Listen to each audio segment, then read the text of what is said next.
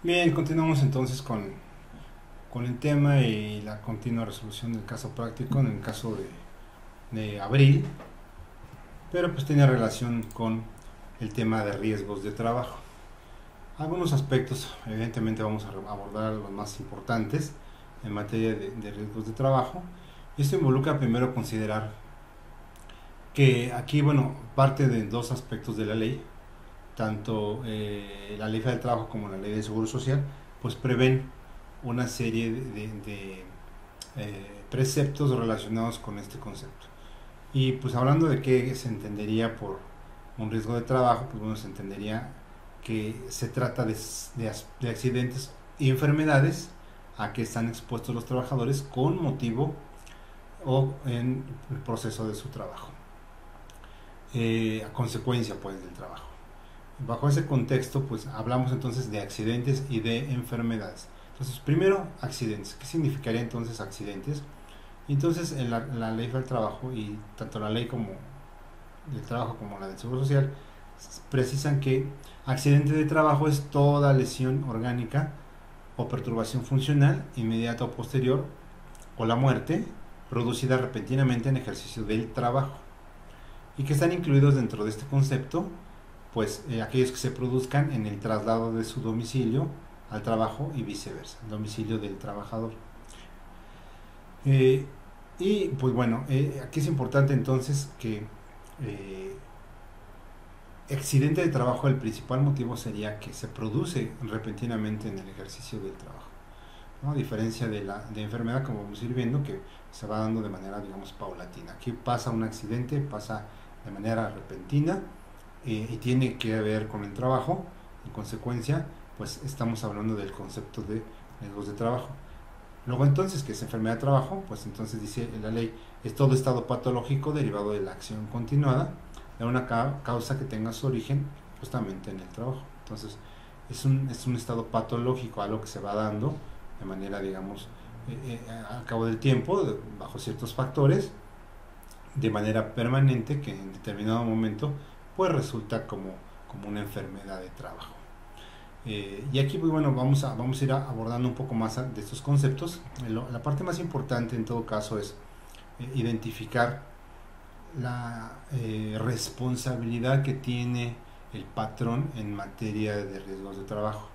Y en consecuencia, pues el artículo 475 bis de la Ley del Trabajo pues nos establece que el patrón es responsable de la seguridad e higiene y de la prevención de los riesgos en el trabajo.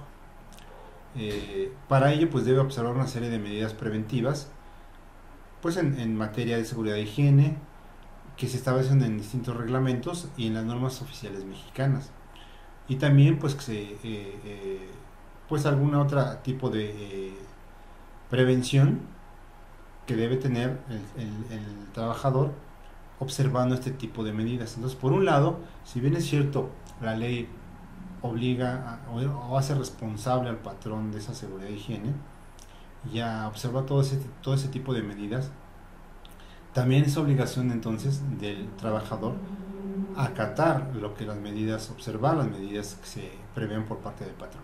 Y aquí es muy importante porque recientemente hemos estado platicando un poquito de la norma oficial mexicana 035 relacionada con la identificación de factores de riesgo psicosocial en el trabajo, y entonces ese riesgo, esos factores pues se van a identificar por parte del patrón, y es obligación del trabajador acatar, observar las medidas en torno a prevenir este tipo de factores.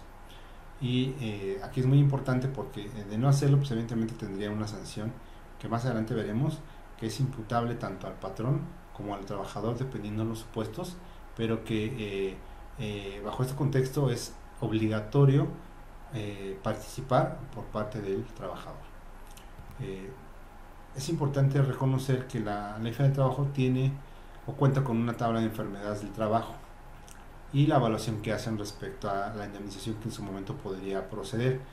Hay una serie de modificaciones que se han hecho a esta tabla derivadas de la reforma en 2012, y que básicamente implicó una serie de, digamos, adición de nuevos padecimientos, eh, entre los cuales, por ejemplo, se pueden catalogar enfermedades de tipo endógeno, como la neurosis. Entonces es importante ver cómo la ley ya se está previendo este tipo de situaciones en donde las enfermedades del trabajo no solo conllevan a enfermedades clásicas que ya veíamos ahí, sino hoy día incorporar a través de, digamos, de una serie de supuestos que prevén organizaciones internacionales del trabajo, la Organización Mundial de la Salud, que debe contener nuestra legislación local para efectos de poder medir este tipo de enfermedades, como por ejemplo podrían ser el estrés laboral, y poder incorporarlo como una enfermedad del trabajo, eh, eh, que derivado de una serie de estudios pudiera dar como consecuencia este riesgo de trabajo como el que estamos planteando, ¿no? ¿En qué casos no se considera riesgos de trabajo? Bueno, pues establece el artículo 488 de la Ley del Trabajo y el 46 de la Ley del Seguro Social. Nos dice que, bueno, pues no se consideran riesgos de trabajo cuando el accidente ocurre en estado de embriaguez, cuando el accidente ocurra bajo la acción de algún psicotrópico, narcótico, droga, enervante, etcétera, salvo que haya sido prescrito por algún médico titulado, responsable, ¿no?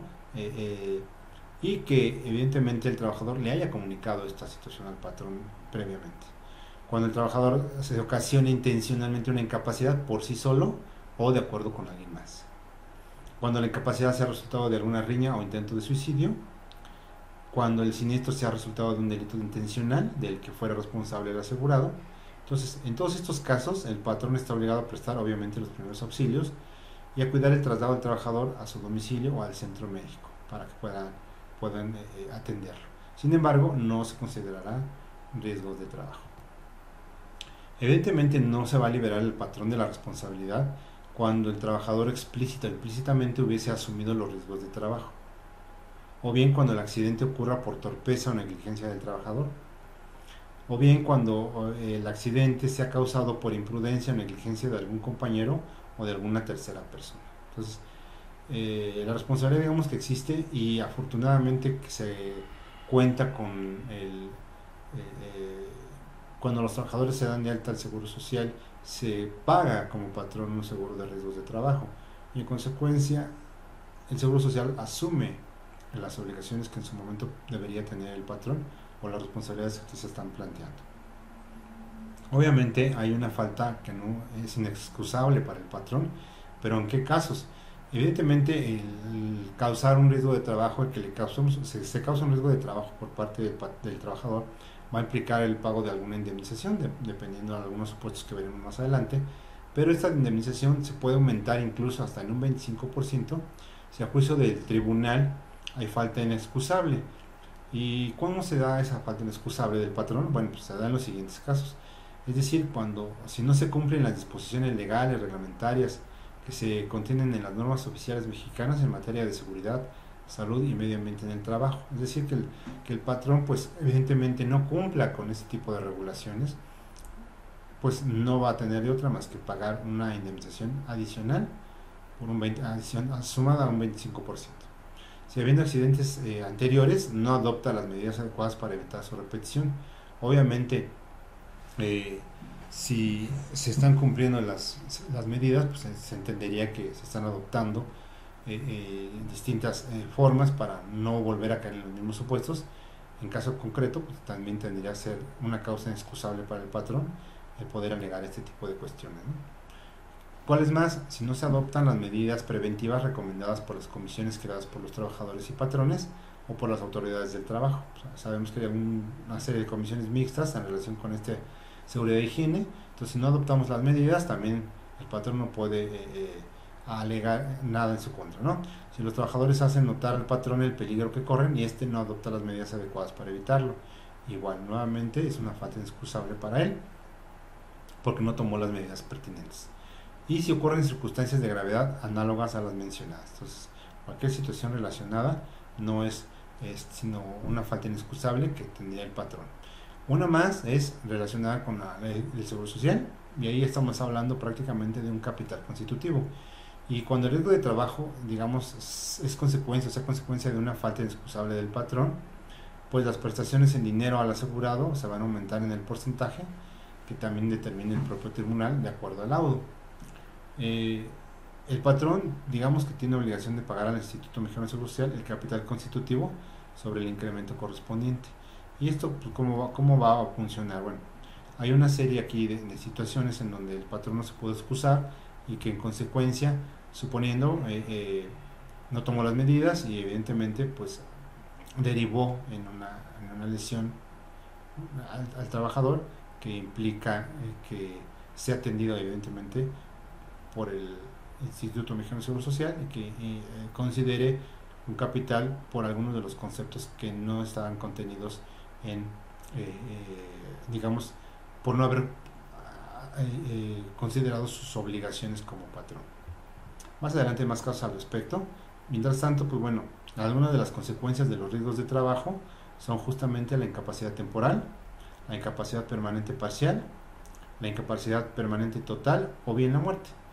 En el caso concreto de la incapacidad temporal, pues se trata de la pérdida de facultades o aptitudes que imposibilita parcial o totalmente a una persona para desempeñar su trabajo por algún tiempo. En el caso concreto, pues aquí hablamos de cierta pérdida de facultades, ¿no? Aptitudes, y pues por algún tiempo ya no puedo desempeñar la labor, sin embargo pues es de manera temporal, a diferencia de la incapacidad permanente parcial, en donde la disminución de facultades o aptitudes pues se da para una persona al momento de trabajar, ¿no? Es una disminución total.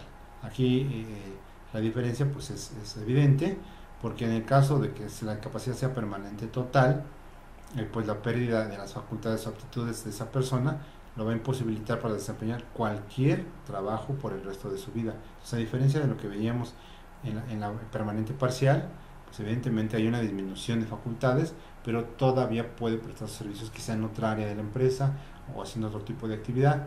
En el caso de la total, pues ya no va a ser expuesto. Puede haber causas posteriores de riesgos de trabajo. Evidentemente se van a tomar en cuenta para determinar el grado de incapacidad que tuviese ese trabajador. Entonces, las consecuencias siempre se estarán dando de manera posterior y por eso se le da un seguimiento prudente al caso. Hay algunos, hablábamos de la indemnización a la cual el patrón está obligado a pagar a través de, en este caso, del Seguro Social, y pues hay un importe por la indemnización en caso de muerte o bien en caso de una desaparición forzada por delincuencia organizada o delincuencial. Ahí pues bueno, se tiene un supuesto en donde en caso de muerte del trabajador, pues la indemnización que le corresponde a las personas a las que él decida dejar este tipo de a esos beneficiarios en términos del artículo 501, más adelante estaremos revisando esta parte, será una cantidad equivalente al importe de 5,000 días de salario sin deducir la indemnización que percibió el trabajador durante el tiempo en que estuvo sometido al régimen de incapacidad temporal. Entonces, en este caso, en donde él estuvo por una incapacidad temporal y terminó con la muerte, pues se le tendrá que pagar a sus beneficiarios hasta un importe de 5,000 días de salario, ¿no? Y aquí vemos los topes correspondientes de acuerdo al salario mínimo, ¿no? Que van de los 513.400 a un topado por la indemnización, como lo establece más adelante en la ley, hasta por 1.026.800 pesos. ¿Por qué no tendría responsabilidad el patrón? Bueno, pues cuando haya asegurado a sus trabajadores contra riesgos de trabajo, evidentemente queda relevado en términos de la ley del Seguro Social y de las obligaciones que por este concepto establezca la ley federal del trabajo. Lo que platicábamos, oye, si estoy de alta a mis trabajadores con su salario real, en consecuencia estoy pagando un seguro de riesgos de trabajo, pues todo lo que ocurra en términos de un accidente o enfermedad del trabajo estará cubierto por ese seguro. Y entonces no hay ninguna responsabilidad. ¿Por qué?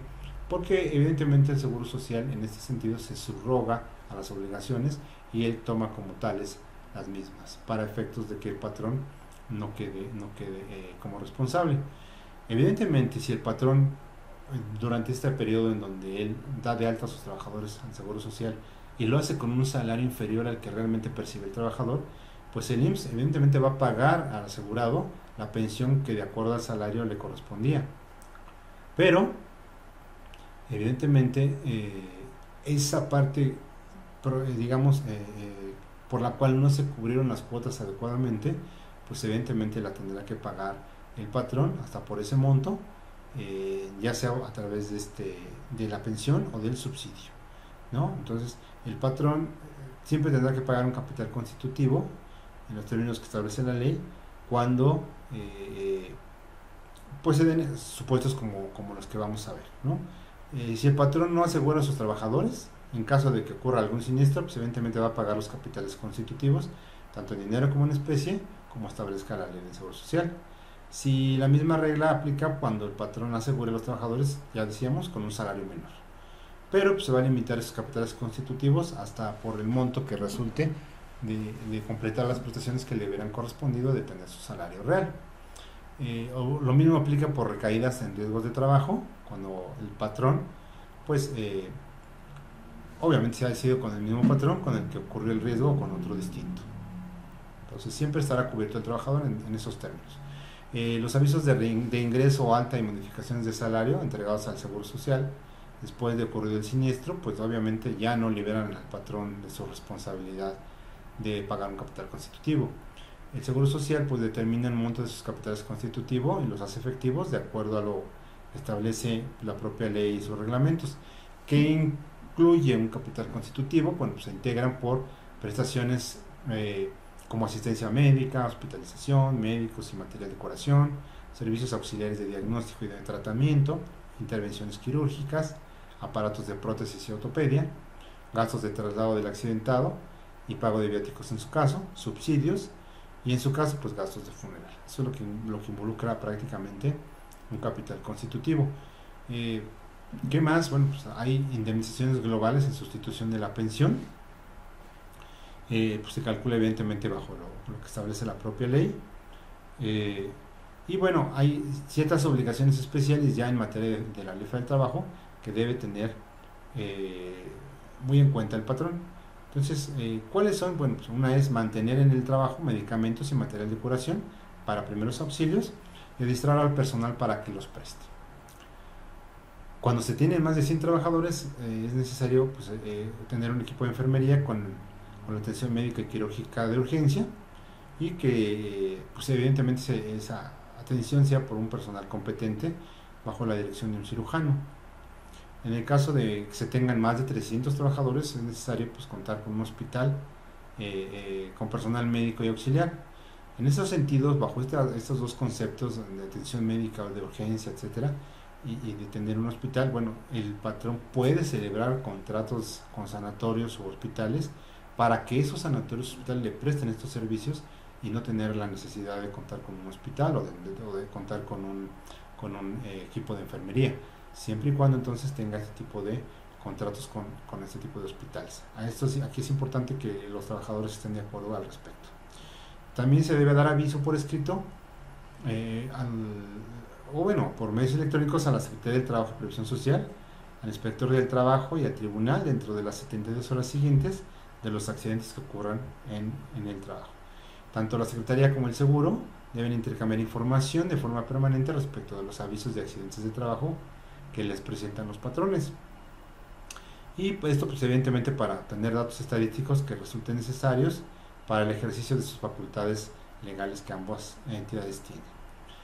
En caso de muerte del trabajador, por este concepto de riesgos de trabajo, pues además de los datos anteriores, se requiere de una relación de datos de las personas que pudieran tener derecho a la indemnización.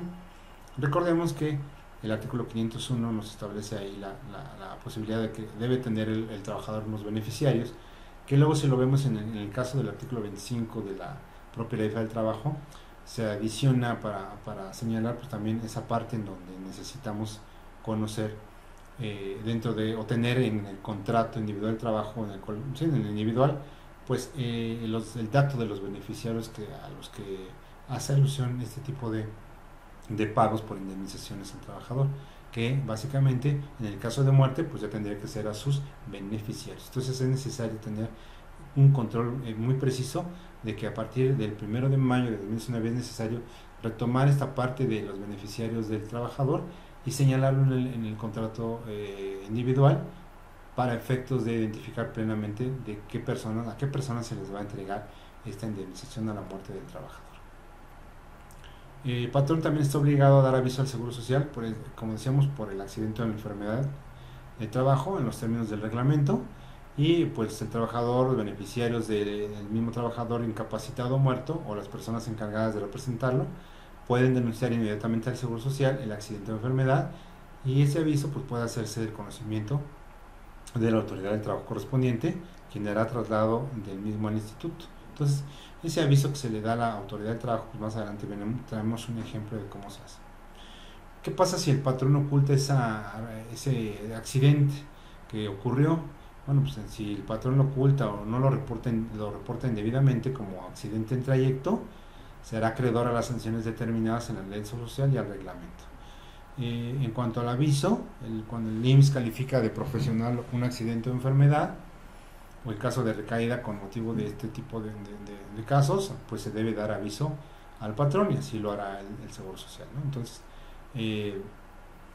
pues hay ciertos supuestos entonces que esos riesgos de trabajo van a involucrar esas características, esas distinciones en donde va a permitir identificar cuándo se trata de un accidente y cuándo de una enfermedad, y que en determinado momento el patrón es responsable hasta en tanto no sea subrogado por el Seguro Social, cuando este patrón pues tiene a bien dar de alta a su gente con un salario real al Seguro Social para efectos de que el Seguro Social subrogue sus obligaciones y cumpla con este tipo de actos. En el caso de la prescripción, bueno, el cómputo respecto de las acciones de los beneficiarios del trabajador, en caso de una presunción de muerte por riesgos de trabajo, pues bueno, básicamente va a iniciarse a partir de la fecha en que legalmente se declare la presunción de muerte. Entonces, a partir de ese momento comenzaría a correr la prescripción para estos efectos.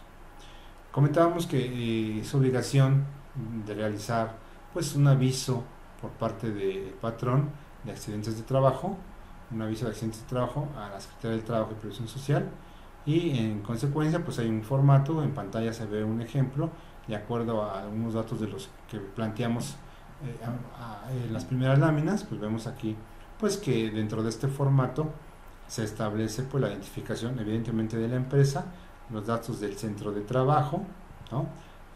Recordemos que pues bueno, empresa y centro de trabajo, pues bueno, puede ser la empresa tener una cantidad importante de empleados.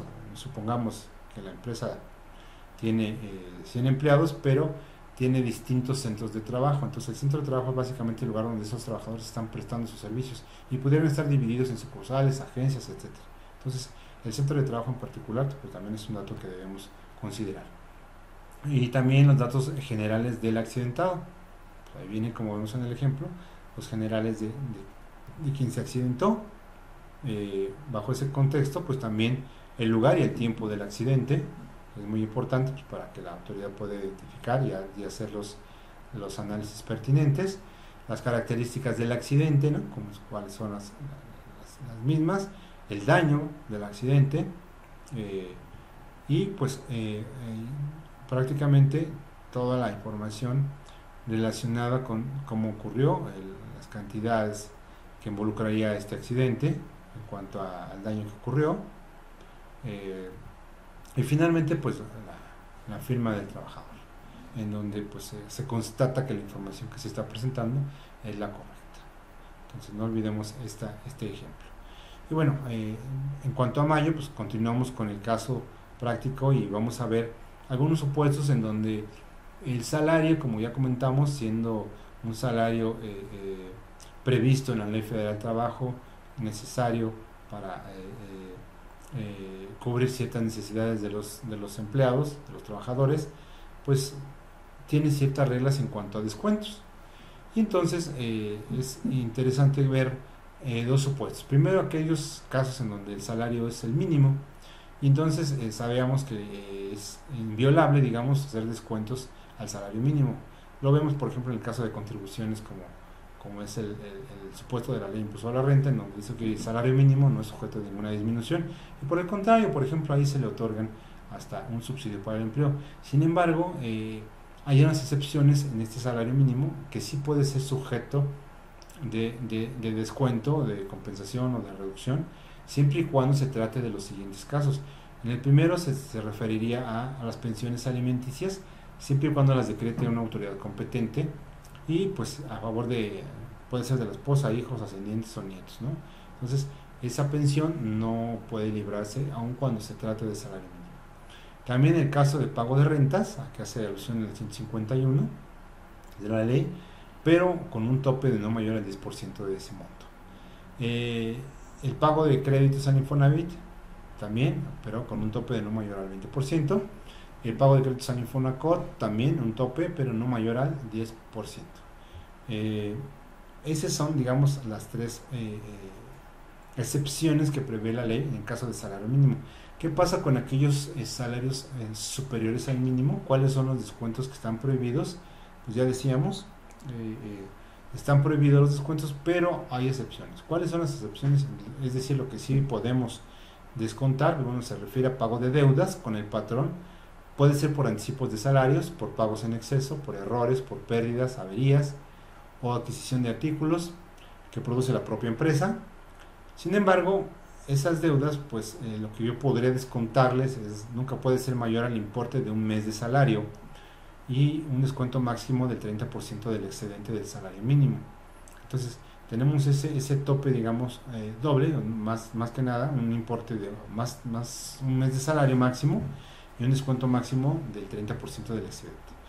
Y los mismos supuestos en el caso del salario mínimo, ¿no? En este caso de excedentes de salarios superiores al mínimo, son pago de rentas, pago de créditos al Infonavit. Obviamente aquí ya hablamos de distintos montos, porque en caso del crédito Infonavit, pues es un descuento que aceptó libremente el trabajador. El pago de cuotas relativas a sociedades cooperativas y cajas de ahorro, que no sea mayor al 30% también. El pago de pensiones alimenticias a favor de acreedores alimentarios, como ya decíamos en el caso anterior, decretado por autoridad competente. Si el trabajador deja de prestar sus servicios en el centro de trabajo, el patrón debe informar a la autoridad jurisdiccional competente y a los acreedores alimentarios esta circunstancia.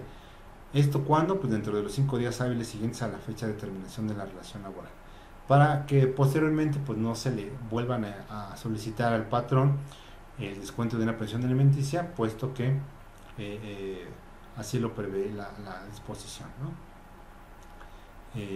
Puesto que ya no trabajaría ahí en la empresa.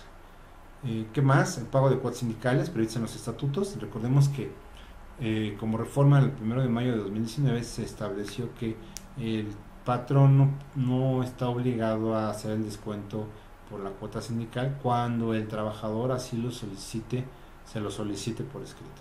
Entonces, cuidado aquí, puede ser que el trabajador ya no quiera pagar esa cuota sindical y la característica principal es que lo debe solicitar de manera libre. También, evidentemente, los pagos al Infonacot, solamente que aquí pues que sean no mayores al 20% del salario. Entonces, bueno, aquí vemos que algunas tesis relacionadas interesantes con respecto al salario, en donde pues básicamente ese salario pues se marca que es un derecho fundamental que establece la propia disposición tanto constitucional como federal del trabajo, y que pues una retención diferente a lo que prevé la ley pues es susceptible de que se pueda suspender. También en el caso de prescripción de la acción para efectuar descuentos en el salario del trabajador, el cómputo del plazo para que opere inicia a partir de que se le realizó cada uno de los pagos individuos. Entonces aquí, pues a partir de ese momento inicia el plazo para que corra la prescripción. Más adelante, insisto, hay una tabla en donde se establece cuál es la prescripción, que originalmente es por un año, pero hay ciertos supuestos en donde va variando de un mes, de 2 y subsecuentes. Hay algunos ejemplos, como en el caso concreto, en donde se van a hacer descuentos por adeudos. En el caso del trabajador Pepe, descuentos de nómina, como vemos, pues en las semanas 1/4 del mes de mayo se tiene un sueldo semanal y algunas otras percepciones. En el caso concreto a veces hay ayuda de útiles, a veces hay bono de puntualidad, se tienen ingresos del periodo en total, y de ahí se parte por el 30% que estableció el juez, ¿no? En el caso concreto, pues resulta que el juez le dijo se le va a descontar el 30% y así es como se hace. Y pues vemos ahí el descuento que involucra como tal, y que pues se tendría que tomar entonces como excedente del salario mínimo, de acuerdo al 110. Si vemos dentro del concepto de pensión alimenticia, pues vemos los montos de cada una de las semanas, ¿no? 301, 601, semana cuarta 301 y última semana 751. Entonces ahí nada más se muestra el dato en donde aparece este tipo de percepción. En el caso de Franco, el trabajador franco pues no tiene un salario, como decíamos en el planteamiento original, él solo gana por comisiones, y en ese supuesto concreto pues se tienen comisiones por 1250 y por una prestación de apoyo de útiles escolares que le da como un total 2250. Sin embargo, la integración de los descuentos, pues tenemos ahí un total de por 2517, es decir, es superior el monto que se está teniendo por descuentos que el monto que percibe el trabajador. De ahí que se tengan la necesidad de pasar los filtros que ya platicábamos por cada uno de los supuestos, para identificar cuánto sí le puedo descontar y cuánto ya no es posible descontarle, dado que supera los máximos legales. Como vemos en pantalla, pues este trabajador todavía quedó con un adeudo quincenal por 594 pesos. Y que así se manifiesta directamente en su recibo de nómina. Hay un tema importante en este supuesto, que es la participación de los trabajadores en las utilidades, la comúnmente llamada PTU. Esa PTU pues tiene data ya de una obligación constitucional en donde todos los trabajadores tienen derecho a participar de esa utilidad. La naturaleza de esa PTU es justamente que los trabajadores ayudaron a generarla. En ese periodo de tiempo en donde los trabajadores involucrados, de acuerdo a la ley, son sujetos de beneficiarse por una parte de ese reparto de la utilidad que se determine y de un porcentaje que establezca la Comisión Nacional para la PTU, que como sabemos, pues bueno, es el 10% de las utilidades. Entonces, en una resolución que data prácticamente ya de hace 10 años, se ha mantenido el porcentaje del 10%, y la base para obtener ese monto es justamente la utilidad de cada empresa, conocida como renta gravable, que se va a determinar de acuerdo con la ley de impuesto sobre la renta. Entonces, esa renta gravable del 10%, esa renta gravable obteniendo el 10% va a ser el monto que se puede sujeto a repartir. ¿Cuál es el plazo? Pues bueno, básicamente 60 días siguientes a que se presentó o que se pagó el impuesto a la renta anual.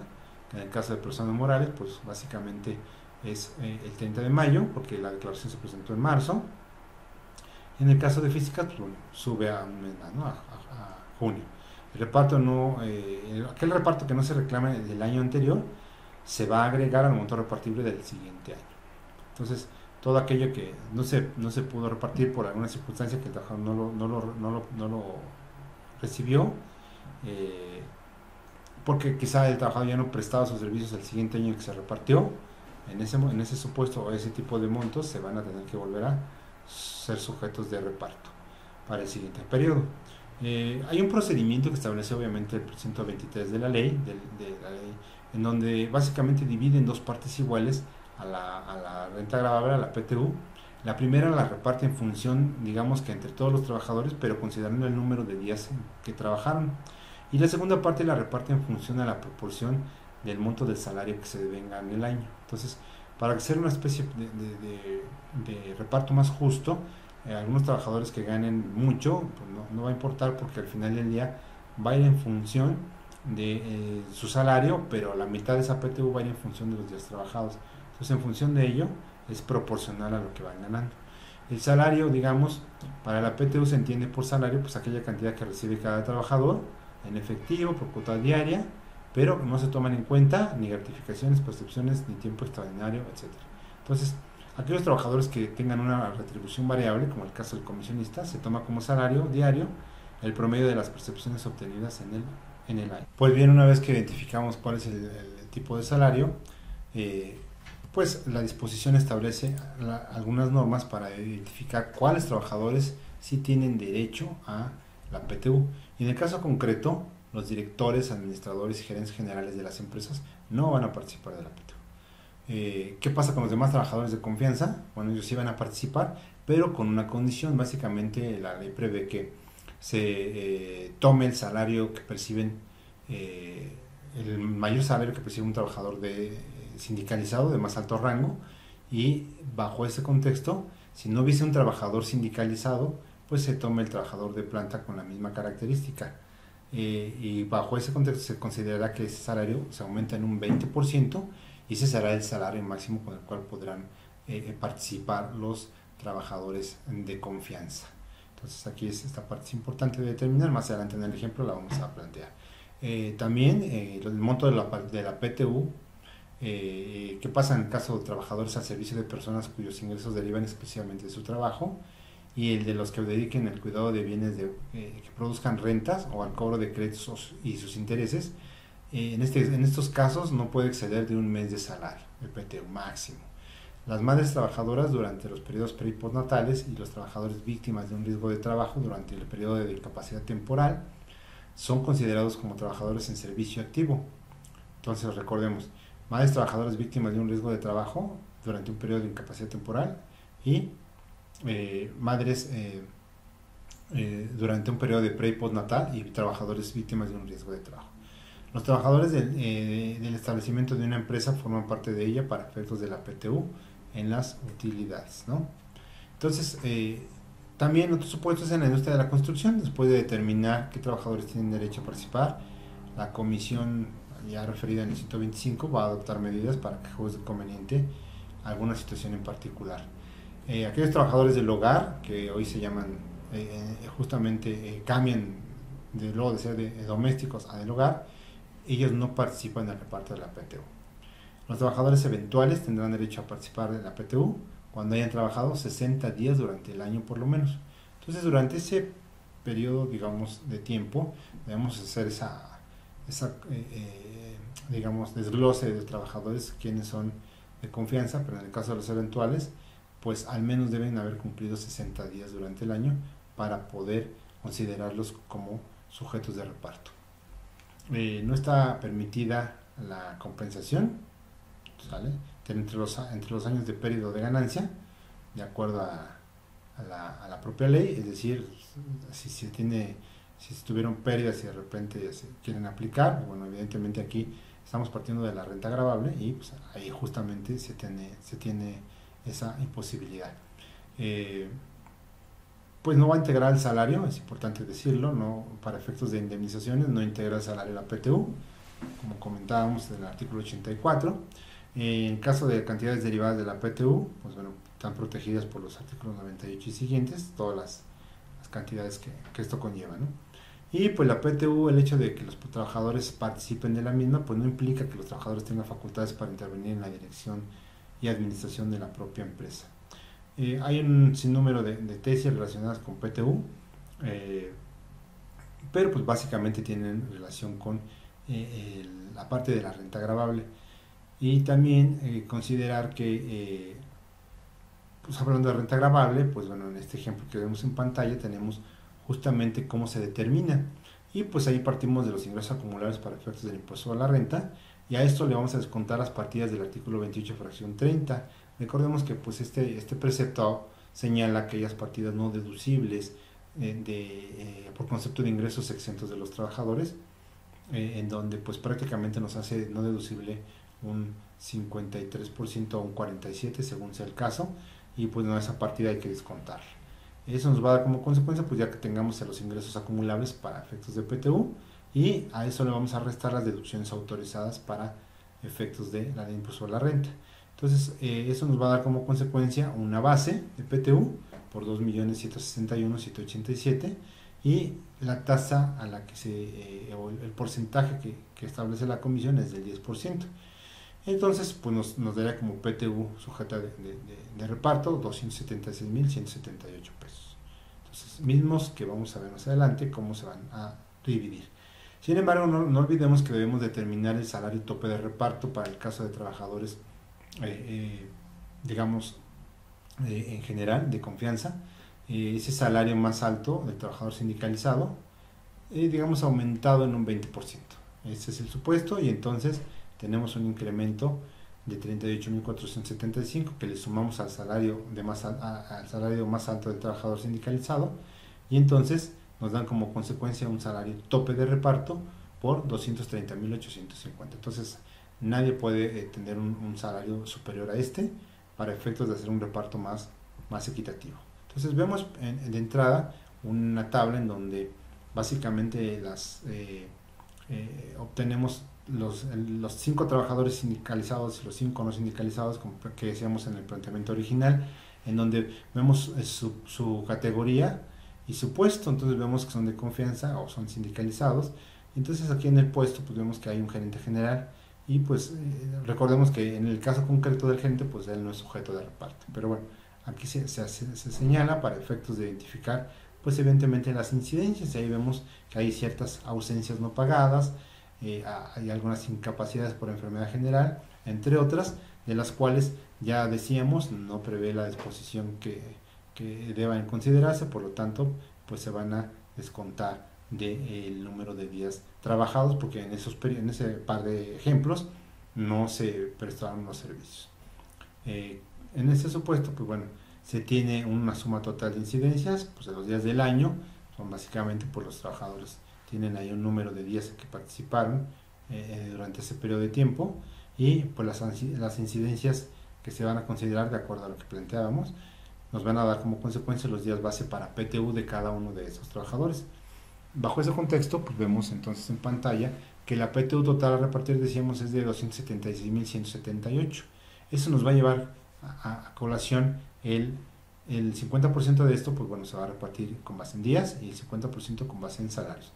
Entonces, para efectos del reparto en función de los días laborados, pues vemos a los trabajadores primero, a los trabajadores sindicalizados, pero no sindicalizados, en donde tenemos un número total de días por los días base de PTU, que son los que acabamos de determinar en la lámina anterior, pues nos van a dar un factor, y ese factor, pues al multiplicarlo por los días laborados, nos van a dar como tal ese número, esa cantidad de PTU con base en días laborados. Y ahora bien, pues la PTU con base en días devengados, pues nos va a dar ese total de salarios devengados que se tienen, y el total de salarios devengados para efectos de PTU, lo cual al multiplicarlo por un factor nos va a dar el importe de la PTU sobre salarios devengados, pero recordemos con el tope que ya habíamos platicado, tope de 2 salarios máximo.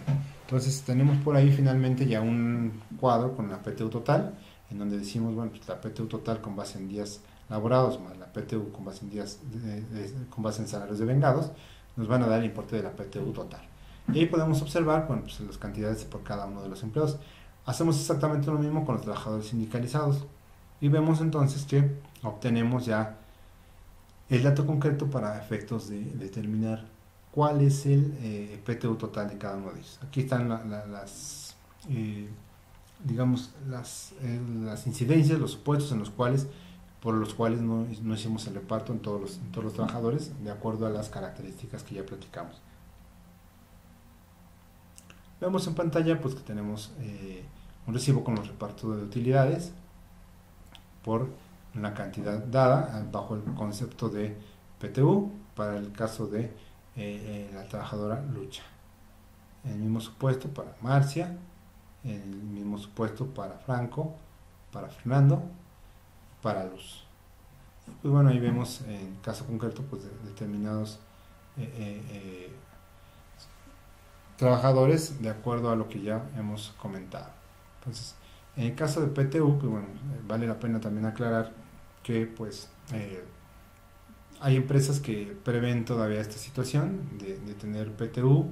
Eso abona al clima organizacional con los empleados, puesto que empresas digamos comparten esa utilidad que los mismos trabajadores fomentaron a ayudar. Entonces aquí hay muchos ejemplos de los cuales la PTU podría no ser sujeta de reparto, pero ocurre que, por ejemplo, con cuestiones como fusión, en donde pues, de repente se fusionan un par de empresas, una sí tiene PTU, la otra no.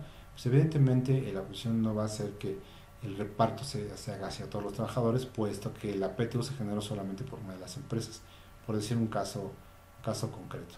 O aquellas empresas en donde tienen pocos trabajadores y la PTU es importante, es un monto importante, y que aun cuando sean pocos trabajadores, pues les corresponde a esos trabajadores la PTU. Por eso es muy importante identificar cómo y cuándo le corresponde para efectos de que los trabajadores puedan ejercer sus derechos de obtener esta PTU. Y bueno, vamos a revisar un poco el tema de actas administrativas. Las actas administrativas pues tienen que ver con pues un concepto muy importante en donde se le da cierto valor a los hechos que ocurren en determinadas circunstancias, que son detalladas en un acta administrativa. Sobre todo ocurre cuando son supuestos en donde el trabajador incurre en alguna serie de faltas que le pueden propiciar alguna situación delicada para con la empresa. Entonces algún hecho circunstanciado va a ir identificado justamente en un acta administrativa.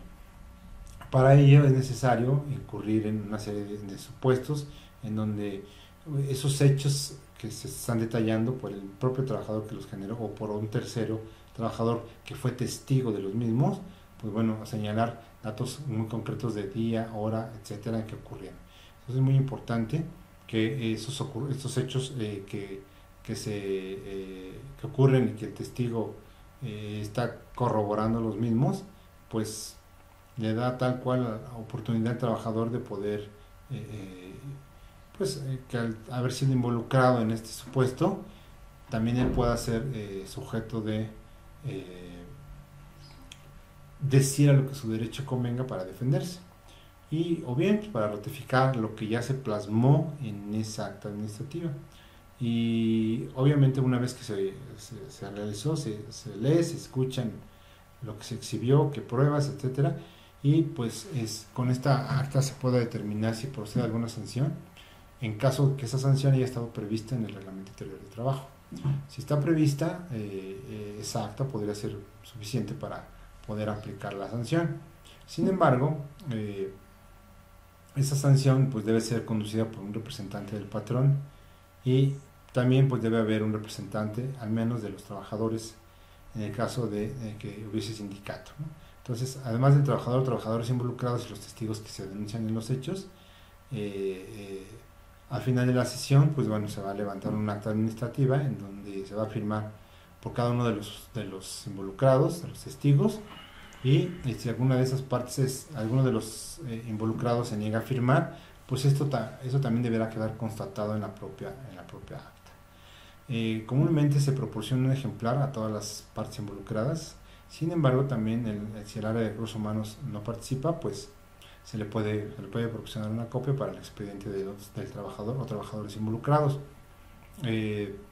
Bajo este contexto, es importante hacerlo porque podemos ir generando un antecedente de ciertas conductas de algún trabajador que posteriormente pudieran abonar a justificar una posible causa de rescisión laboral, ¿no? Es importante recordar que el artículo 18 señala que en caso de duda pues va a prevalecer la interpretación más favorable para el trabajador, por lo que la ley establece que la carga de la prueba va a ser exclusivamente al patrón, ¿no? Entonces el patrón es el que debe buscar probar lo que se está aseverando en las actas administrativas para que las actas tengan a bien funcionar. ¿Cuáles son los tipos de prueba que acepta la ley? En los términos concretos son pues aquellos que no sean en contra de la moral, en contra del derecho, y que sean en particular los que están planteados en pantalla, que es básicamente pues pruebas de tipo confesional, documental, testimonial, pericial, de inspección, presuncional, instrumental de actuaciones, y fotografías, cintas cinematográficas, registros dactiloscópicos, grabaciones de audio y de video, cintas tecnológicas de información y comunicación, y pues como tal involucran muchos, ¿no? Tanto faxes, que ya casi no se utilizan, medios electrónicos, ópticos, correos electrónicos, documentos digitales, firmas electrónicas, contraseñas. Cabe apuntar aquí que otros tipos de prueba que surgieron después del 1 de mayo es justamente aquellas pues relacionadas con documentos digitales, como puede ser un comprobante fiscal digital, en el caso concreto un recibo de nómina, también es unas pruebas que puedes aportar al respecto, y pues también todas aquellas informaciones que van llegando a través de un buzón electrónico.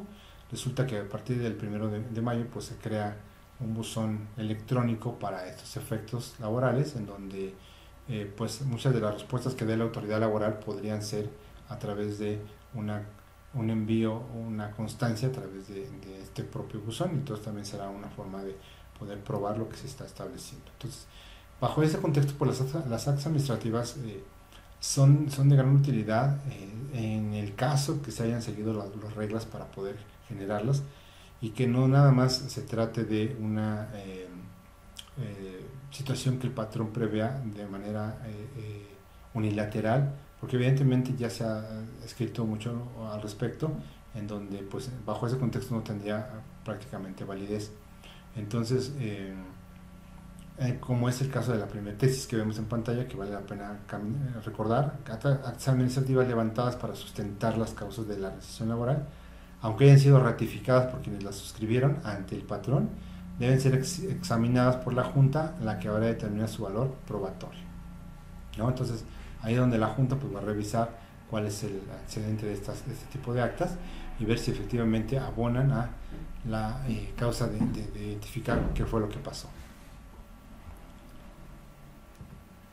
Pues hay varias tesis relacionadas con actas administrativas, ¿no?, levantadas por el patrón, y a falta de los trabajadores, si adquieren un valor probatorio pleno, deben perfeccionarse mediante una comparecencia ante el órgano jurisdiccional de quienes las firmaron, aun cuando no hayan sido objetados por los empleados, salvo si estos aceptan plenamente su responsabilidad. Entonces aquí, pues como para darle mayor precisión, se podría hacer de esta manera, es decir, presentarse ante la autoridad jurisdiccional y ratificar este tipo de actas.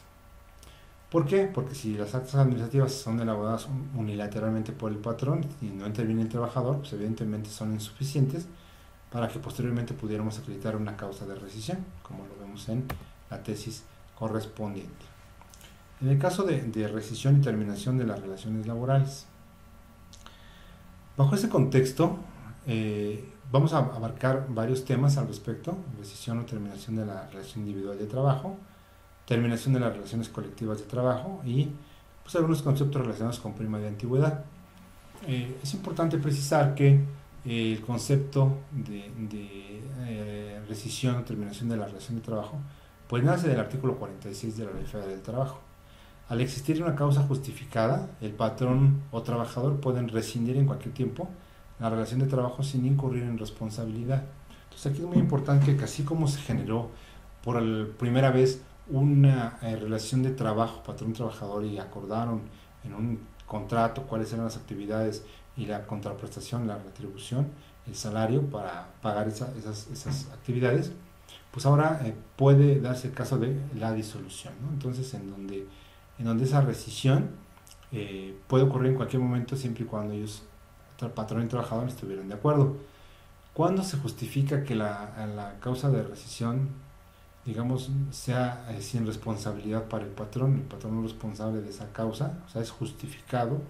Bueno, pues cuando el patrón hay un engaño por parte del trabajador o del sindicato, en donde se entregaron certificados falsos o referencias falsas, y esta causa de rescisión pues tiene un máximo, una vigencia de 30 días. En ese sentido, es importante aquí los tiempos. Si dentro de 30 días no se demuestra que se fue engañado por el trabajador o el sindicato, pues evidentemente se podría volver una causa injustificada. Entonces, para que sea justificada debe ser dentro de ese periodo de tiempo, y que se demuestre que efectivamente hubo un engaño. ¿Qué otra más? Pues bueno, incurrir el trabajador durante sus labores en faltas de probidad o honradez, en actos de violencia, amagos, injurias o malos tratamientos en contra del patrón, sus familiares o del personal directivo o administrativo de la empresa o del establecimiento, o bien en contra de clientes y proveedores del patrón, salvo que en este último caso pues medie una provocación o que obre en defensa propia. Entonces, podemos darnos cuenta que también ese tipo de faltas justifican que el patrón pueda rescindir las relaciones laborales y no sea una causa injustificada. ¿Qué más? Otra más es cometer el trabajador contra alguno de sus compañeros cualquiera de los actos enumerados pues en la fracción anterior, ¿no? Como lo habíamos platicado. Esto involucraría pues alterar la disciplina y bajo ese contexto es sujeto de un despido. Cometer el trabajador fuera del servicio contra el patrón, sus familiares o personal directivo o administrativo, algunos de los actos que platicábamos hace un momento, y si estos son de tal manera graves que hagan imposible el cumplimiento de la relación de trabajo. Entonces, también en ese supuesto es una causa justificada para el patrón. ¿Qué otro? Ocasionar al trabajador intencionalmente perjuicios materiales en edificios, obras, maquinaria, instrumentos, materias primas y demás objetos relacionados con el trabajo. Otra más, ocasionar al trabajador los perjuicios a que se refiere la fracción quinta, cuando sean graves, sin dolo, pero con negligencia tal que ella sea la causa única del perjuicio. Comprometer al trabajador por su imprudencia o descuido inexcusable la seguridad del establecimiento o de las personas que se encuentren en él. Y evidentemente pues, esto involucrará, esta como todas las causas, pues aportar elementos de prueba. Cometer el trabajador actos inmorales o de hostigamiento y o acoso sexual contra cualquier persona en el establecimiento o lugar de trabajo.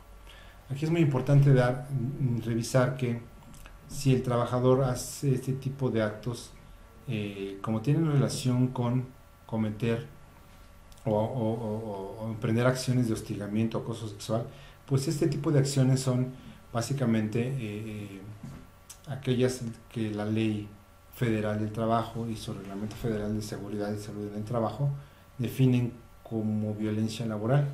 En consecuencia, si un trabajador realiza actos tendientes a violencia laboral, puede ser sujeto de rescisión de contrato y la causa es básicamente sin responsabilidad para el patrón. Entonces aquí es muy importante ver que esta fracción es la que abre el camino para una posible situación que se diera ahora con la nueva aplicación de la norma oficial mexicana 035 en relación con la identificación de factores de riesgo psicosocial. Entonces, si detectamos que un trabajador bajo esa norma está cometiendo actos de violencia laboral, podemos aplicar esta sanción que involucraría ya pues la rescisión del contrato sin responsabilidad para el patrón. Otro más, revelar al trabajador los secretos de fabricación o dar a conocer asuntos de carácter reservado con perjuicio de la empresa. Tener el trabajador más de 3 faltas de asistencia en un periodo de 30 días sin permiso del patrón o sin causa justificada. Sabemos perfectamente que es una de las causas más comunes que ocurren pues, para efectos de rescindir la relación de trabajo, pero debe atenderse muy importante es la causa, qué es lo que motivó a que el trabajador se haya ausentado por al menos 3 días en la empresa. Entonces, si no hay una causa justificada, pues evidentemente podrá ser motivo de pues una rescisión laboral. ¿Qué más? Desobedecer al trabajador al patrón o a sus representantes sin causa justificada siempre que se trate del trabajo contratado. Pues evidentemente si se contrató para una serie de actividades y esas actividades no las obedece, recordemos que la subordinación implica obediencia a un patrón a cambio de la retribución económica, a cambio de un salario. Esa obediencia implica una serie de actividades que el propio trabajador se obligó a acatar. Negarse al trabajador a adoptar las medidas preventivas o a seguir los procedimientos indicados para evitar accidentes o enfermedades. Nuevamente platicábamos hace rato de la NOM 035. Es muy común que quizá alguno de los trabajadores no quiera someterse a una examen médico psicológico que prevé esa norma, pues pudiéramos considerar como una causa de rescisión bajo ese contexto esta fracción 12ª, en donde se adoptan las medidas preventivas, pero el trabajador decide no hacerlo y entonces en consecuencia puede ser sujeto de una rescisión de trabajo. Concurrir el trabajador a sus labores en un estado de embriaguez o evidentemente de alguna droga, salvo que sea por prescripción médica y en este caso, bueno, el trabajador le avise al patrón.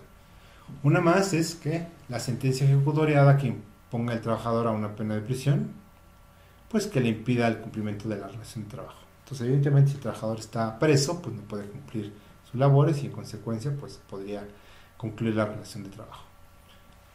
La falta de documentos que exijan las leyes y reglamentos necesarios para la prestación del servicio cuando se imputa al trabajador y que exceda el periodo a que se refiere el 43 fracción cuarta.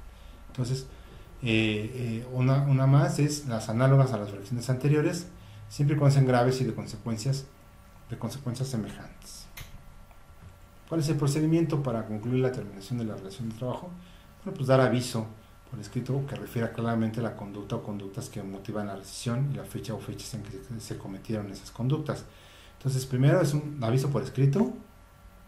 Esa se entrega personalmente al trabajador en el momento mismo de que se le está despidiendo, o bien se comunica al tribunal competente, hoy todavía juntas de conciliación y arbitraje, dentro de los 5 días hábiles siguientes. Esto pues evidentemente para que la junta tenga conocimiento de lo que se está haciendo. La prescripción comienza a correr hasta que el trabajador reciba personalmente el aviso de rescisión. Entonces es muy importante ese aviso por escrito, en donde se le pide que pues concluyó, se le notifica que concluyeron las relaciones de trabajo. Si no se tiene este aviso personalmente o por conducto del tribunal, por sí solo determinará la separación no justificada y en consecuencia pues la nulidad del despido. Entonces aquí es muy importante que si no se tiene el aviso, pues lo tengamos en cuenta, porque es muy probable que en automático se justifique lo que pudo originalmente no haber sido justificado para el patrón. Hay casos específicos en cuestión de relaciones de trabajo, los representantes de ventas, hay una causal especial de rescisión, y esta podría ser que si hay una disminución importante y reiterada del volumen de las operaciones, salvo que concluyan circunstancias justificativas. Es importante aquí aclarar que pues bueno, los representantes de ventas pues a eso se dedican, y entonces en determinado momento si la venta disminuye podría ser una causa de rescisión, siempre y cuando los elementos, las circunstancias sean significativas y justifiquen esta rescisión. Y pues también una causal especial en cuanto a trabajadores de más de 20 años de servicios, en donde pues, se supone que teniendo más de 20 años deberían tener una mejor relación, pero en el caso concreto que culminara esa relación es necesario que pues primero se agoten algunas otras instancias, como es pues alguna corrección disciplinaria que vengan en el reglamento interior de trabajo, o bien pues si en caso de que se vuelva a repetir la misma acción se tendrá que hacer con digamos que se va a anular la protección que se había comentado.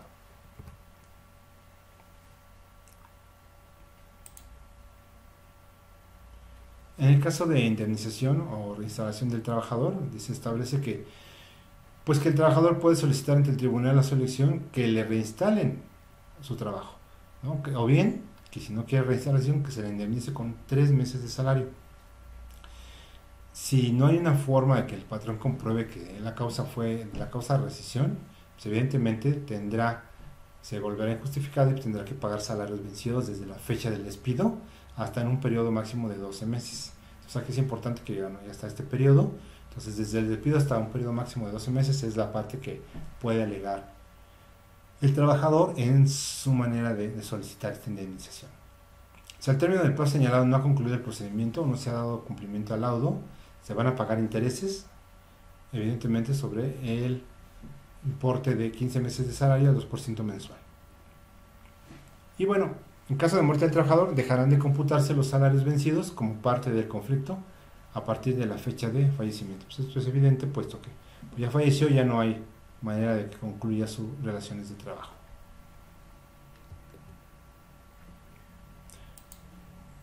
Y en consecuencia, bueno, pues tenemos un supuesto en donde hay una indemnización por parte de,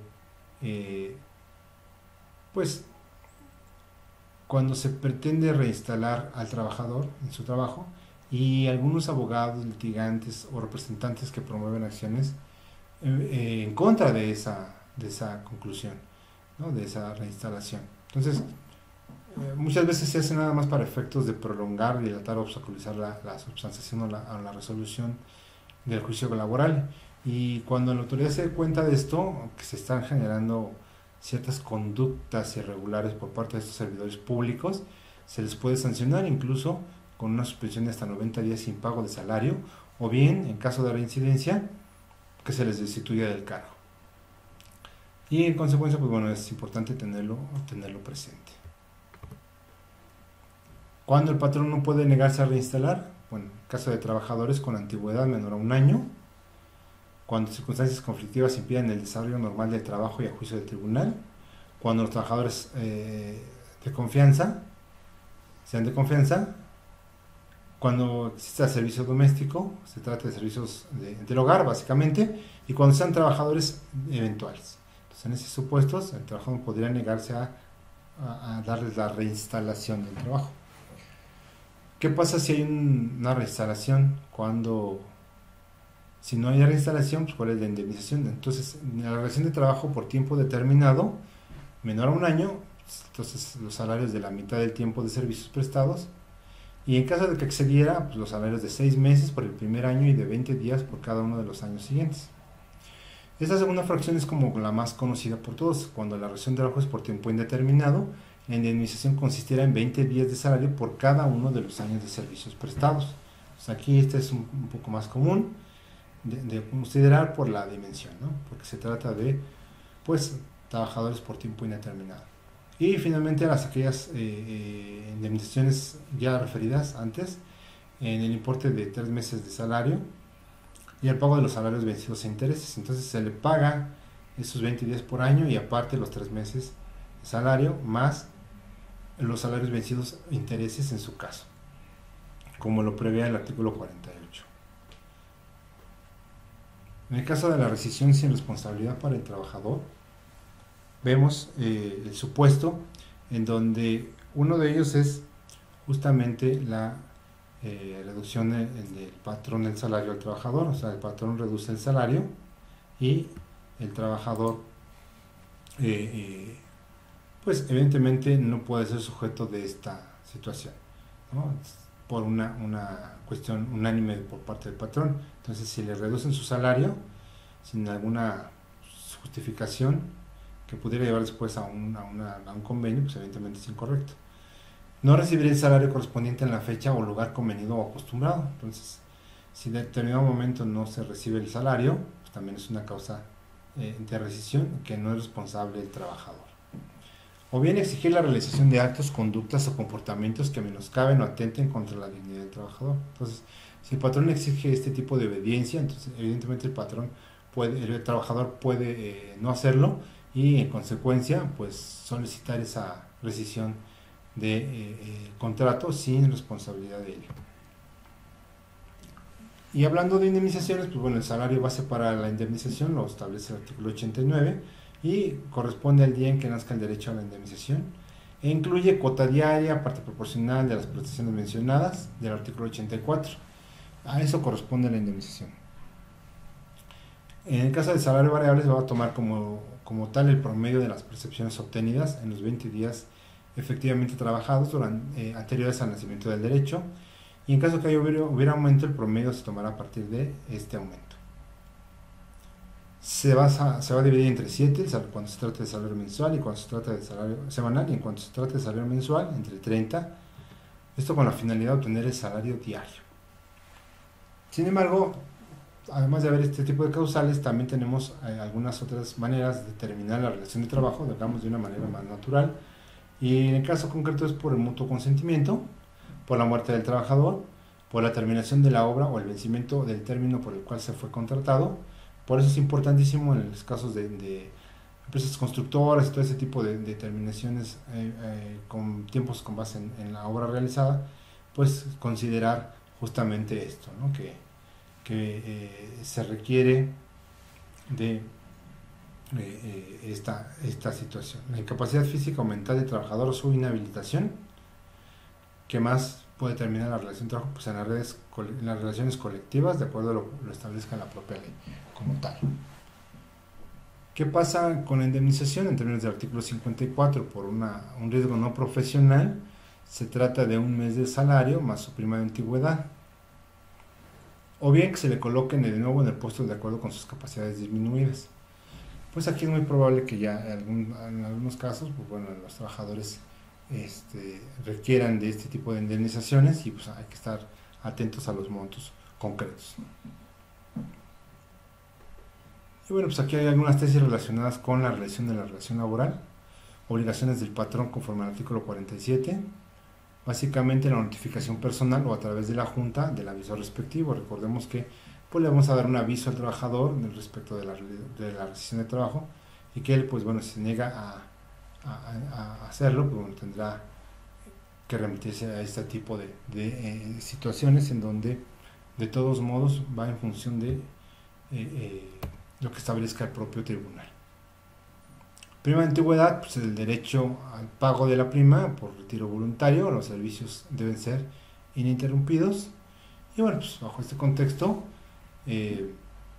también tenemos otra tesis que habla del IMSS. El IMSS, el Fondo del Ahorro, es parte integrante del salario para efectos del pago de la prima de antigüedad de sus trabajadores que se jubilan por años de servicios. En el caso de la prima de antigüedad para los trabajadores de planta, pues esta va a funcionar con base en 12 días de salario por cada año de servicios. Evidentemente tiene un tope de salario mínimo del doble, que es lo que se muestra en pantalla, el doble de salario mínimo, 205.26, tratándose de un salario mínimo de general. Entonces, ¿cuáles son las condiciones? Bueno, pues se va a pagar esta prima de antigüedad a los que se separen voluntariamente siempre que hayan cumplido 15 años de servicios. También se va a pagar a los que se separen por causa justificada y a los que sean despedidos justificadamente o no. Entonces, en resumen, pues se paga esa prima cuando hay renuncia, pues solamente cuando ya se cumplieron 15 años. Y en los demás casos, independientemente si la causa es justificada o injustificada, pues se debe pagar de cualquier manera. Entonces, aquí está el dato. Vemos también que esta prima de antigüedad pues se da para trabajadores de planta en ciertas condiciones. En el caso de retiro voluntario, nuevamente, ¿no?, renuncia, se estará lo siguiente. Entonces, el número de trabajadores menor al 10%, el pago se hará en el momento del retiro.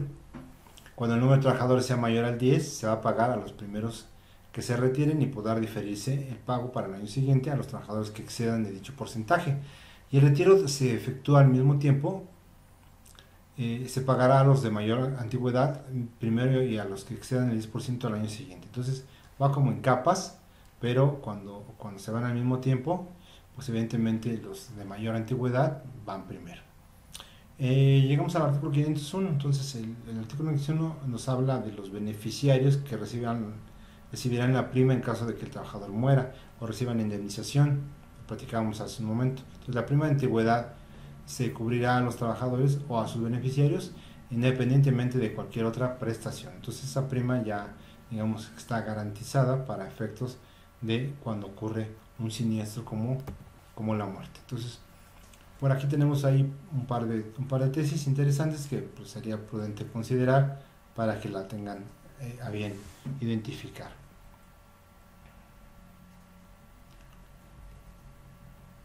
Más tesis.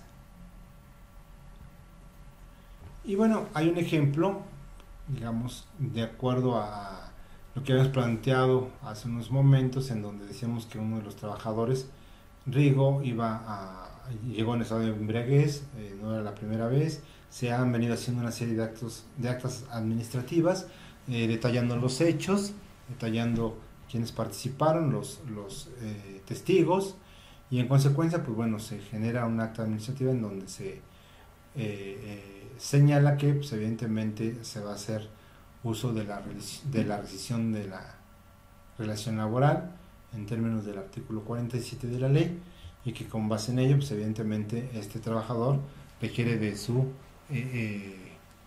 digamos finiquito e indemnización en su caso, ¿no? Vamos a revisar qué es lo que está en pantalla. Y pues primero lo que se solicita, y que si recordarán aquellos que habían tomado el módulo fiscal, pues veníamos en unas láminas muy similares determinando el efecto fiscal. Aquí vamos a ver un poquito el dato en cuanto a la integración del salario base de la indemnización. Entonces, como vemos, pues la antigüedad del trabajador, las percepciones que tiene, y con base en los omisión de ingresos que estamos viendo ahí para efectos de la jurisprudencia de la tesis respectiva, pues contamos con un salario diario de 371.076. 371.006, este salario es el diario, y en base para indemnización, pues como podemos observar, estaría por arriba del topado, y en consecuencia pues no puede ser. Entonces, el salario diario base para la prima de antigüedad tendría que ser de 205.36. Esto con base en algunos de los artículos y preceptos que ya hemos revisado. Entonces de antemano ya se sabe cuál es el tope y por ahí pues empezamos a determinar las partes proporcionales de aguinaldo en función a los días trabajados, lo que estuvo en el ejercicio, posteriormente a la prima vacacional, que como vemos, pues bueno, evidentemente también ahí hay un monto. Llegamos entonces a pues la parte relacionada con su cálculo del impuesto a la renta del finiquito. Aquí pues básicamente primero pues identificar pues los generales para poder hacer los cálculos, poder identificar qué conceptos ordinarios se le van a pagar durante ese periodo, cuáles de esos conceptos pues hay algunos pagos anteriores que se le han venido haciendo. También pues vamos a identificar algunos conceptos indemnizatorios, como ya hemos practicado, los 3 meses de indemnización, los 20 días por cada año de servicios, ¿no? Eso según la lista del trabajo, el porcentaje negociado en su momento, ¿no? Pues, bueno, se negoció el 100%, el impuesto a pagar por la indemnización, como podemos observar, también pues bueno, la prima de antigüedad, que dábamos 12 días por cada año de servicios, y pues el total del pago por el retiro, ¿no? Entonces, aquí está, aparece como tal los 138,000. Aquí es importante identificar que la forma en que se ha de calcular el impuesto a la renta va en función del artículo 96 de la ley del ICR, y dicho precepto pues establece la obtención de una tarifa, una tasa efectiva de retención, que como podemos observar pues parte de un salario ordinario de ese mismo trabajador y el impuesto que le resulta. Posteriormente, pues bueno, vemos el total de los ingresos por pago de retiro, luego la exención que prevé la ley de impuesto a la renta, que básicamente involucraría 90 días por cada año de servicios, y pues obtenemos ahí una tasa efectiva del 8.35, que al multiplicarlo por el pago del retiro, pues evidentemente nos va a dar una cantidad a retener sobre ese monto. Y entonces, pues bueno, después posteriormente vemos el repaso de los conceptos, ¿no? El resumen, y ahí vemos claramente pues los salarios PTU, las primas vacacionales, etcétera, en donde vemos un total de percepciones ordinarias por 58,054. A eso le aunamos el pago del retiro que platicábamos, pues correspondía a el dato de la tabla anterior. En total, pues bueno, dan 196,895. Y pues bueno, también observamos que tenemos un recuento de todos los conceptos ordinarios que se adeudan a la fecha de este trabajador y que ahora pues se van a someter al cálculo del impuesto, digamos, del artículo 96 de la ley, que en todo caso, pues decíamos, es un procedimiento, digamos, simplificado para efectos de determinar el impuesto. Y posteriormente pues determinamos ya el impuesto. Entonces, derivado de el total de las percepciones y las que están exentas y grabadas, pues bueno, sobre las grabadas se causaría el impuesto, y por eso vemos aquí 50,451, que al pasarlo por la tabla del artículo 96 nos da como consecuencia un impuesto de 10,844. Y bueno, pues 10,844 involucra justamente lo que establece el 96, ese procedimiento, y podemos ver que a un costado está un comparativo con el artículo 174 del reglamento. Recordemos que el artículo 174 del reglamento nos prevé un cálculo alterno, el cual comúnmente nos da un importe de impuesto menor al que se hubiera determinado con base en la ley. Por eso aquí vemos un beneficio de 2,806 pesos, que pues, evidentemente van a aplicarse a este trabajador rico. Bueno, aquí hacemos ya nuevamente un resumen de lo que habíamos platicado antes, ¿no? Del total de percepciones ordinarias más el pago de retiro, nos va a dar un total para efectos de identificar nuevamente el grabado, el exento y pues la determinación de impuesto, pero sin considerar el artículo en comento del 74. Esto nos da pues como consecuencia que esa PTU más el aguinaldo más la prima, que son básicamente esos conceptos previos, pues tengan a bien identificar cuál es el ingreso gravable en estos supuestos y podamos determinar cuánto es el impuesto. Vemos básicamente que el caso B bueno, pues es el mismo monto, pero recordaremos es el monto disminuido, en donde se lleva a la tabla y después se tiene básicamente pues el monto que correspondería al impuesto sobre la renta total de haber tomado esta opción. De ahí en fuera que nuevamente vemos un mismo supuesto en donde está los 2.806 como beneficio. Finalmente aquí pues en el ejemplo se plantea cómo están dentro de este contexto de ICR los dos conceptos que nos hacen la sumatoria que habíamos comentado, de 11.778. Nuevamente pues un acta administrativa en donde se establece, un recibo de finiquito en donde se establece pues el control, el resumen de todo lo que se le está entregando al trabajador para los efectos conducentes, ¿no? Entonces hay muchos que aplican leyendas que al respecto para cubrir un poco la parte que les corresponde, pero yo creo que podemos hacerlo de mejor manera a través de la norma oficial mexicana. De hecho, pues bueno, aquí esta acta se firma por la persona en la que se incurrió y pues básicamente ese sería el supuesto en donde con la firma de este análisis se tendría la conclusión de este finiquito. Es importante aquí tomar en cuenta que toda terminación de la relación de trabajo implica una justificación. Si esa justificación no se diera en función de lo que establece la ley, pues evidentemente será una causa injustificada y pues tendrá las consecuencias del pago de indemnizaciones a que la ley prevé. En adelante pues, se recomienda que se consideren todos los elementos para que esa rescisión logre terminar de manera correcta por los efectos que conlleva o que podría desencadenar esa rescisión posteriormente para con cada uno de los trabajadores. Entonces, tenerlo en cuenta para las bases de contratación justamente. Entonces, en la medida que podamos ir monitoreando cómo están concluyendo nuestras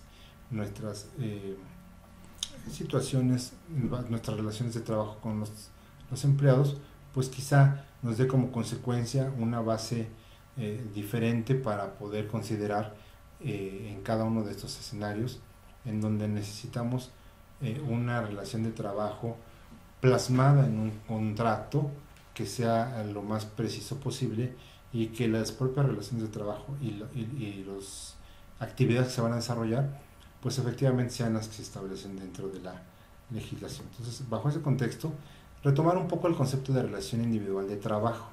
Entonces, una relación de trabajo pues es básicamente cuando se presta un servicio personal subordinado pues a una persona mediante el pago de un salario. Entonces, esa relación de trabajo que platicábamos prácticamente desde el inicio va a implicar que haya un par de elementos que son el trabajador, el patrón, una serie de actividades que se van a realizar en obediencia del patrón para efectos de obtener una remuneración, un salario. Y entonces, ¿qué cosa es un contrato individual de trabajo? ¿Cómo funcionaría? ¿Cómo serviría? Bueno, el contrato individual pues es aquel en virtud del cual pues una persona se obliga a prestar a otra un trabajo personal subordinado. Esto siempre, como ya dijimos, mediante el pago de un salario. Entonces, un contrato individual va a implicar esos dos elementos en donde va a determinarse un personal subordinado a las actividades y qué salario se le va a entregar. De ahí que el trabajador, pues, es, digamos, el que proporciona el trabajo personal subordinado y el patrón el que paga el salario.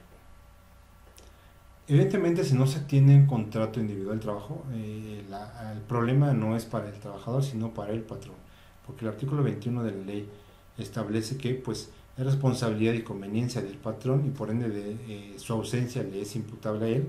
Los efectos legales que producen la prestación del servicio y el contrato son los mismos, ¿no? Entonces, aquí es muy importante identificar que el no tener contrato pues no abona, no ayuda en absoluto al patrón, sino por el contrario. Entonces, es muy importante que esto quede por escrito y como decíamos hace rato, las reglas y los indicadores y todos los elementos que van a ir en ese contrato sean los más adecuados.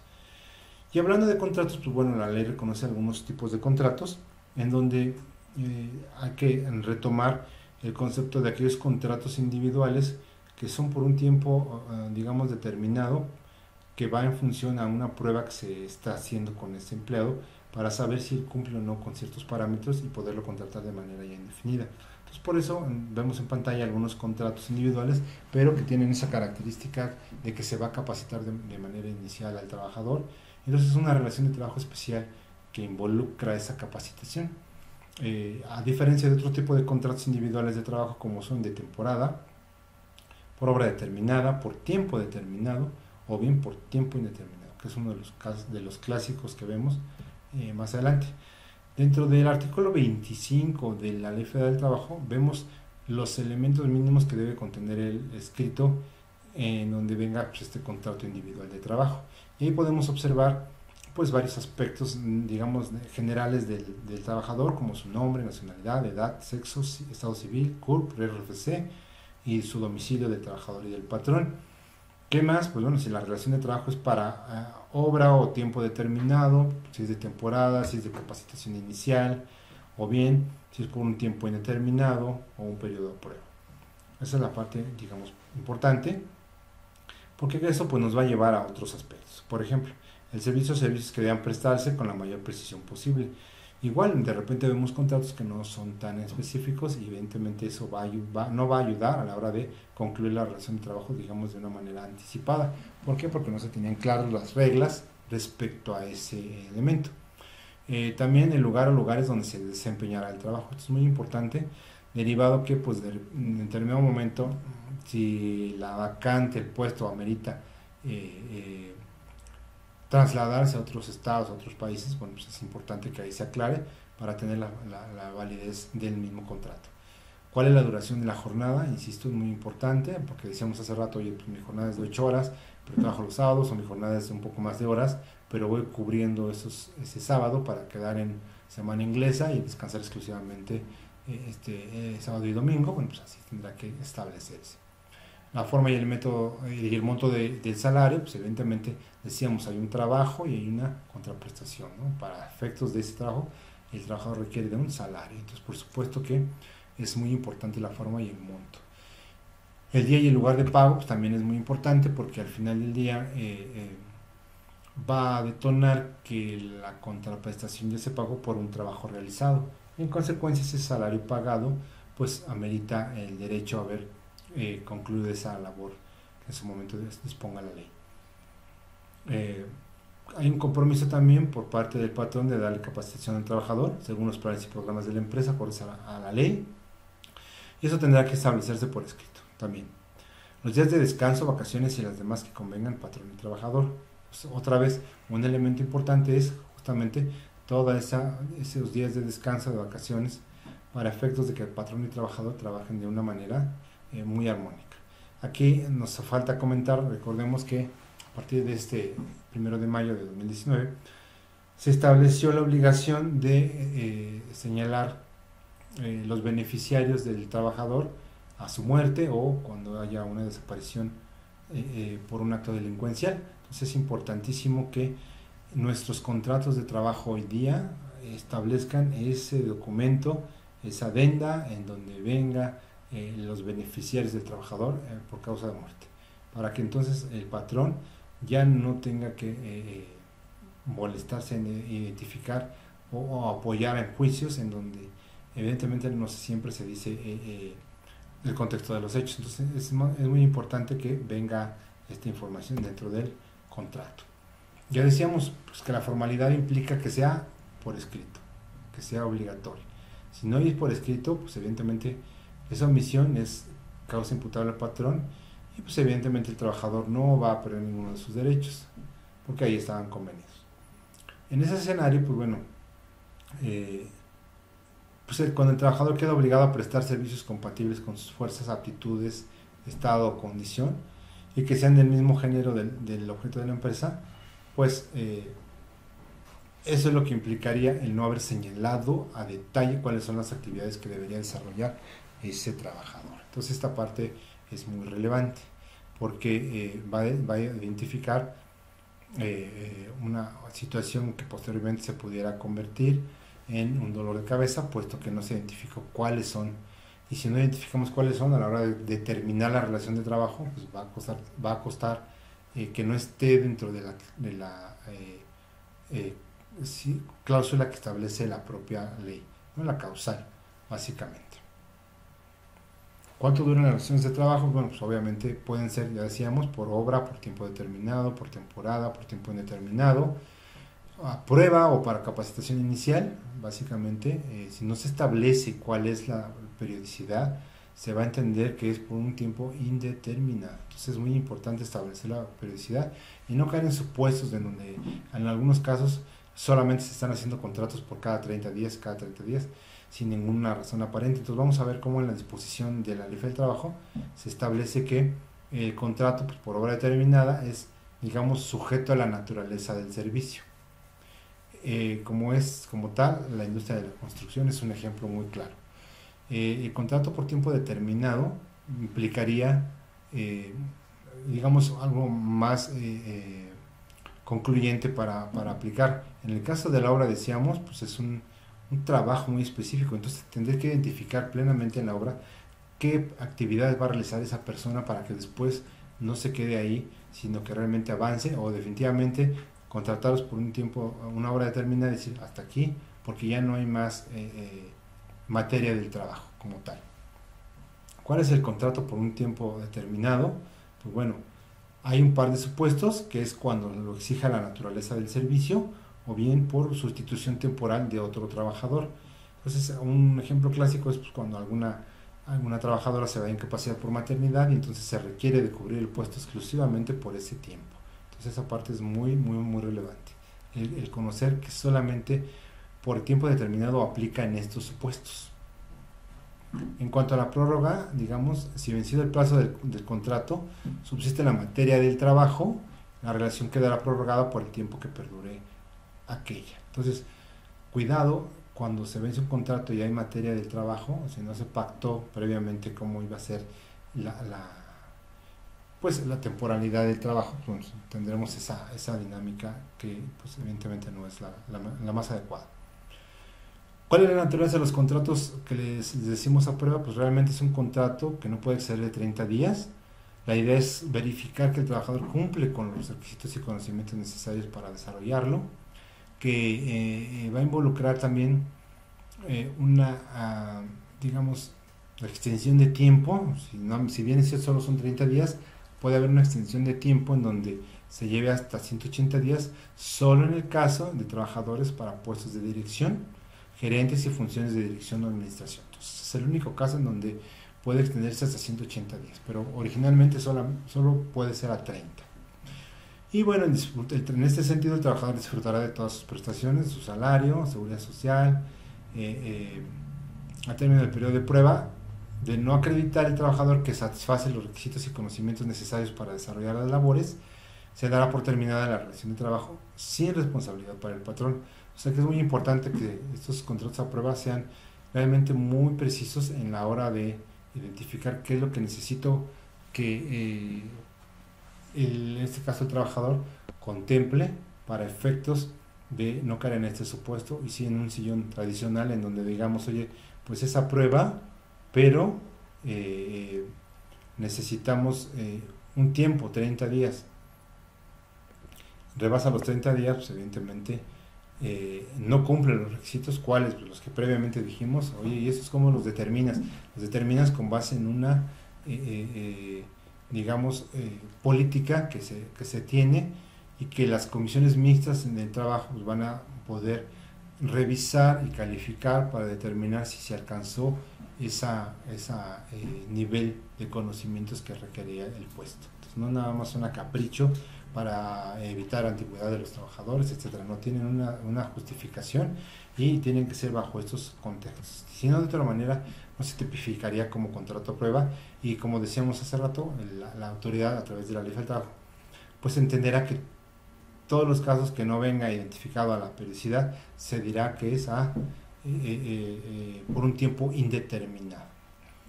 En el caso pues de terminar la relación de trabajo por capacitación inicial, entonces oye, la intención es adquirir los conocimientos y habilidades necesarios para la actividad por la que se vaya a ser contratado. Entonces, es decir, estrictamente hablando, pues hablas que derivado de esa capacidad inicial pudieran contratarte. De otra manera, terminará en este periodo de tiempo esa prueba inicial. ¿Cuál es la vigencia? Pues máximo 3 meses o hasta 6 para puestos de dirección, gerenciales o funciones de dirección. Entonces aquí tenemos una periodicidad de 3 meses para una capacitación inicial. Si funciona, lo contratas; si no funciona, pues ya evidentemente concluye la relación de trabajo. Y ambos casos, tanto el contrato a prueba como el de capacitación inicial, deben constatarse por escrito, porque la idea de esto es garantizar la seguridad social. Si no se hiciera así por escrito, pues bueno, se entenderá por tiempo indeterminado y se van a garantizar los derechos de la seguridad social. Entonces es muy importante que lo tengamos en cuenta. Contratos de trabajo a prueba y de capacitación inicial, como decíamos, bueno, no pueden prorrogarse más tiempo del que ya platicamos. Y básicamente obedecen a una justificación de nivel directivo. Y tampoco pueden aplicarse a un trabajador en forma simultánea o sucesiva por periodos de prueba o de capacitación inicial, ni en más de una ocasión, ni tratándose de puestos de trabajo distintos o de ascensos, aun cuando concluya la capacitación de trabajo surja otra con el mismo patrón, a efecto de garantizar los derechos de la seguridad social del trabajador. Entonces son los supuestos que prevé la ley. ¿Qué más? Bueno, el cómputo de la antigüedad en contratos a prueba de capacitación inicial, pues bueno, va a considerarse por tiempo indeterminado y el tiempo de vigencia se computará para efectos del cálculo de la antigüedad. Entonces, aquí es muy importante que una vez que concluyeron los periodos de prueba de capacitación y ahí, si subsiste la relación de trabajo, se considere ya indeterminada, como ya lo había platicado yo hace rato. Hay unos contratos que se hacen por temporada, y entonces esas relaciones de trabajo por tiempo indeterminado serán continuas por lo general, pero podrán pactarse para labores discontinuas. En este caso, los trabajadores tienen los mismos derechos y obligaciones que los trabajadores por tiempo indeterminado en proporción al tiempo trabajado en cada periodo. Entonces aquí es importante considerar esta fase. ¿Cuál es el límite de obligaciones del trabajador? Pues la obligación laboral no puede exceder de 1 año de servicios. En caso de incumplimiento de las NOM, el artículo 132, el empleado tendrá solo responsabilidad civil.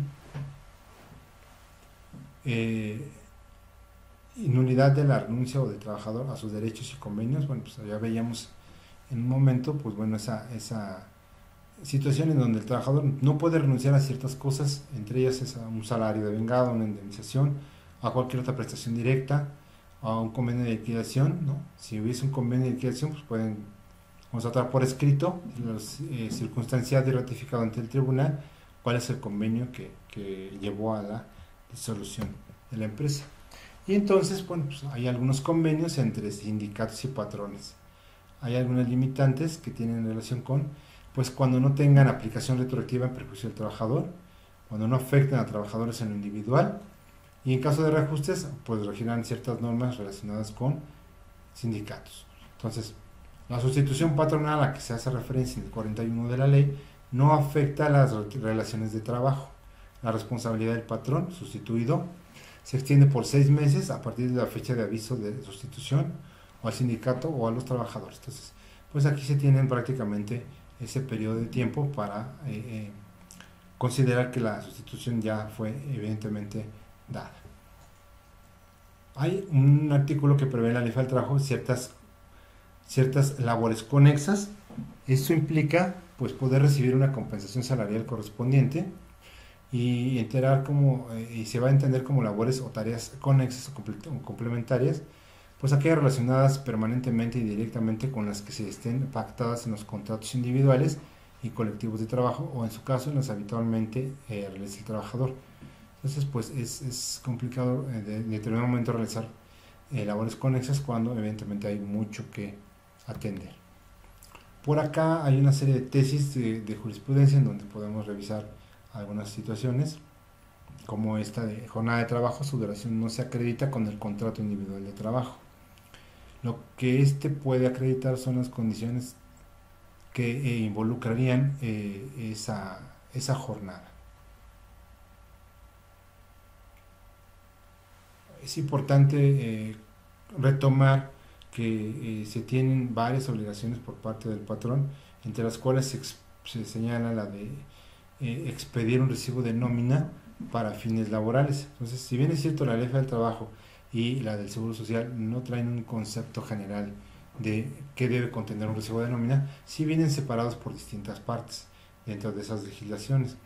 Para entonces necesitamos, bueno, en términos de este artículo 132, como obligaciones del patrón, bueno, pues pedir cada 15 días a solicitud de los trabajadores una constancia escrita del número de días trabajados y del salario percibido. También es pedir al trabajador que lo solicite o que se presente en la empresa, se separe de la empresa dentro del término de 3 días una constancia escrita relativa a sus servicios. La verdad es que muchas de estas obligaciones son complejas de enterar a tiempo, pero pues está muy claro que pues en algunos supuestos así es. Entonces son sus obligaciones del patrón. Aquí es importante retomar que dentro de esas obligaciones por allá ya se está previendo el reconocimiento a partir del 1 de mayo de 2019, el reconocimiento del CFDI, de la factura electrónica, en este caso con el complemento de nómina, para efectos de identificar un recibo de nómina en todos los aspectos y con toda la legalidad que ello implica. Entonces también es uno de los elementos que prevén estos artículos para esos efectos. El patrón está obligado a conservar y exhibir en juicio los documentos que a continuación se van a precisar. Esto viene a que cuando el patrón ya termina al final del día en un pleito laboral, el trabajador, pues bueno, evidentemente va a presentar sus pruebas, pero el patrón también debe documentar cierta información para que pueda aclarar este dilema, ¿no? de la demanda del trabajador. ¿Cómo qué? Bueno, pues contratos individuales de trabajo que se celebren cuando no exista contrato colectivo, listas de raya o nómina de personal cuando se lleven en el centro de trabajo recibos de pagos de salarios, controles de asistencia cuando se lleven en el centro de trabajo, comprobantes de pago de PTU, de vacaciones, de aguinaldos, etcétera. Y aquí donde les comentaba que el CFDI de nómina, bueno, sirve para aplicar este tipo de pagos. Y los demás que establezcan las leyes.